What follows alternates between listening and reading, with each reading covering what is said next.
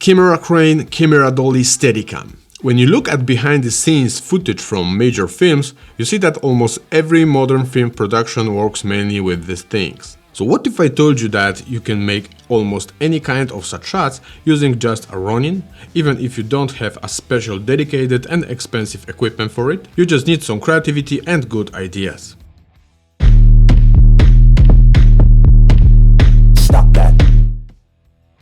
To show you this in the best possible way and maybe inspire some of you, me and my dream team decided to shoot 3 short stories. Every place, every day and everyone. In each of these, we want to achieve a different effect by using only RS2 in such a way and with such accessories that everyone could do it even with a small team and small budget. So let's get started. Chapter 1: Every place.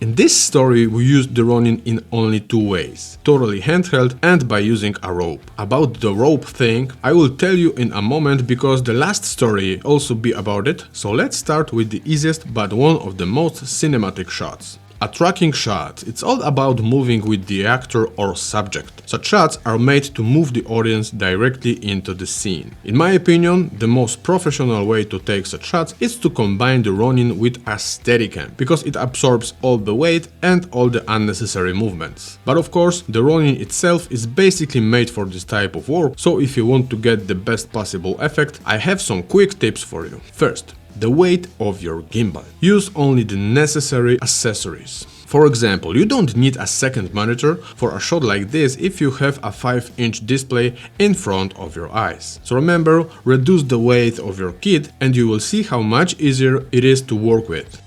Second tip, how to move. Bend your knees to separate your legs from the rest of your body. Ninja walk. This is a pretty weird position, but the effects are quite good.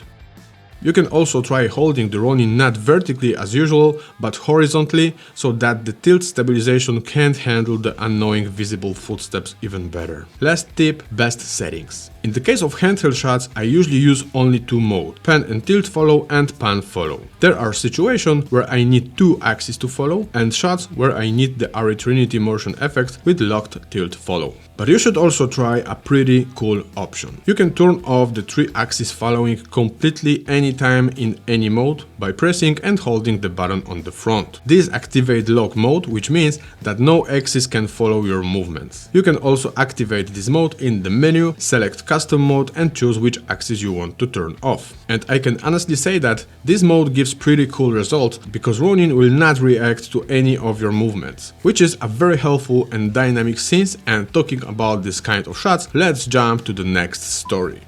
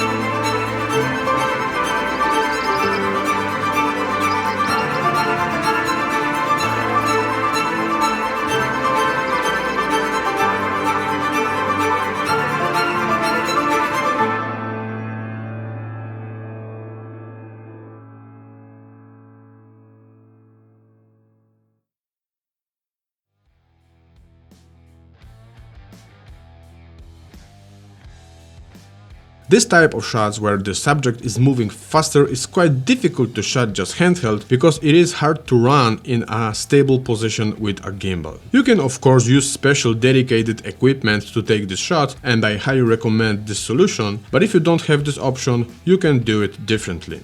We made these shots in two ways, using an electric Segway style vehicle and the other using the simplest and cheapest bike trailer. In the case of the Segway, the advantage is that you can take such shots basically anywhere as long as there is a road and it is safe and comfortable to drive. And what is important, you can do it completely by yourself. The only difficult part on a Segway is precise framing, focusing and watching the road at the same time. That's why it is a little easier in two-person version with a trailer. The driver is focused on the road and the operator on the shot. Obviously, these are not the only ways. Actually, you can ride on anything that has wheels, but always remember, try to do it safely. In this situation, the speed of movement generates a lot of vibration, so I recommend you to turn on the super smooth mode. But remember, for better results, secure the lens with a lens strap. This is very important if you have a long lens, and even more if you use some kind of adapter like metabones, because every adapter creates extra distance and a place where vibration is generated. In both situations, we had quite limited body movement, so I choose to control the Ronin using only the joystick in custom mode with all axes follow off. Pure stabilization. A few times we moved very close to the talent, so the shots required a lot of precision. Which is why I wanted to make the tilt and pan movement as smooth as possible. That's why I set the joystick smoothness to 15, speed of movements only to 20. And to be honest, the result was, in my opinion, really awesome. Even with a small joystick, the movement was very cinematic. Also, keep in mind that in the app you have a few more options for changing the joystick settings. You have not only speed and smoothness, but also deadband settings and endpoints, which in some situations are extremely useful. Quick tip: spend some time and learn the touchscreen menu and also the setting options in the DJI app, and trust me, the time you spend on this will pay you back on the set. Camera dolly push and pull out. I think it's very hard to find a movie that doesn't have this type of shots. It's one of my favorites, used in the right place, emphasize a moment in the scene. A camera dolly and special tracks or slider are usually used to make these shots, but see how easy it is with a Ronin. For the basic version, you just need a tripod. Mount the Ronin on it and you have a small slider, super simple. But if you want a longer range of motion, you can use a monopod and build a small camera jib. You just need to attach the monopod to the tripod, mount the Ronin on one side and the counterweight on the other. I use a Manfrotto clamp as a Ronin mount, 30mm clamps as a monopod mount to a tripod, and about 8 kg as a counterweight. What I absolutely love about this setup is if you have 3D focus and a Raven eye with active track, you only need 2 fingers to make a shot like this. You don't worry about framing, you don't worry about focus, and all you have to do is just move the whole thing around. Of course, keep in mind that you can also take these shots differently, but you need to find a way to move as smoothly as possible, or to attach the Ronin to something that moves in such a way. And that's what I want to show you in the last story.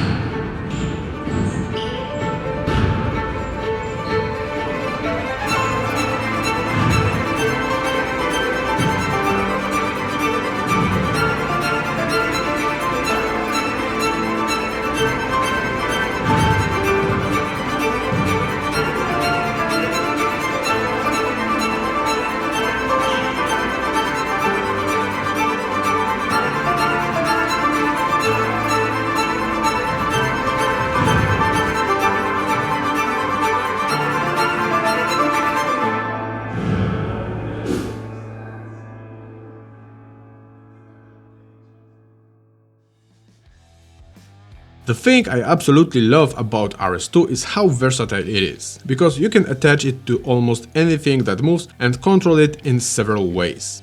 So in the basketball scenes and the oval staircase, we made it with a rope. We wanted to achieve the effect of a large technocrane and high-speed vertical camera dolly. In this type of installation, I recommend using the RS2 baseplate. It is designed for safety and functionality in any type of such installation. But of course you can use Ronin with the original handle, however you should find some kind of extra safety point, always without exception. In my case, I made it using a NATO clamp and a steel ring. With this solution I can use a safety strap to attach Ronin anywhere. Rope installations looks pretty complicated, but it's easier than you think. Just imagine that you want to make a long rope swing. But remember about safety and make sure you have everything under control. I will show you 3 basic ways to take these shots. The first version is a single rope and pulley. But here comes the problem, because in this situation the pan motor has no solid holding point, so it starts spinning like crazy. To minimize this problem, switch to custom mode and turn off the pan axis. But keep in mind that in this situation you cannot control the pan in any way, because Ronin will start spinning again.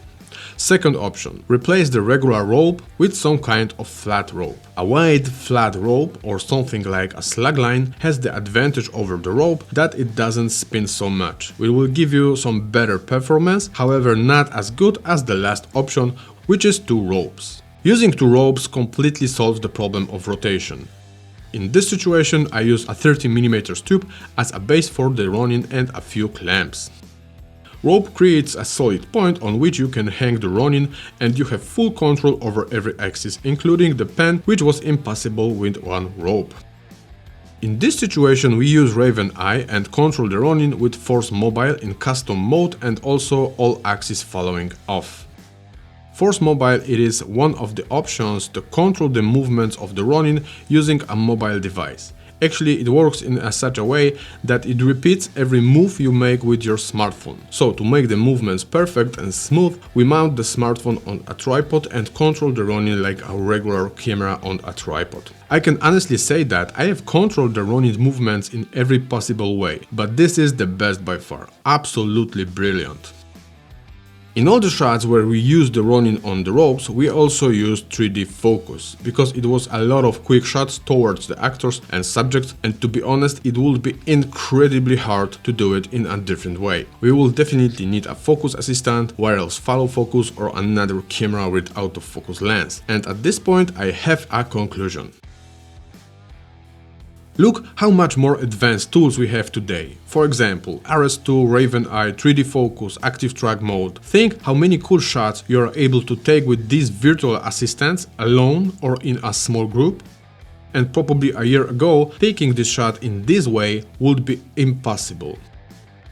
So what I want to make you realize is how many cool shots you can take with one piece of equipment. Of course, what we have done today is probably only a small part of what Ronin can do, but I'm talking about it today so you can understand how many tools you just don't need anymore. Also, I think all of you know that there is a thin line between necessary equipment and equipment that starts to complicate your works. The paradox of choice, which is a situation when you have too much great, expensive and good equipment, and instead of working on a film or on a good story, you wonder which lens you should choose, for example. And also keep that in mind, because it's actually true, and a lot of good filmmakers talk about it, that limits can sometimes be more creative than a truck full of gear. So choose carefully, choose consciously, and try to work only with a gear or equipment that you feel you really need. And as I show you today, for me the RS2 is just such a piece of equipment. Guys, I really hope this was helpful for you. As always, thanks for so many nice comments and messages, and see you in the next episode.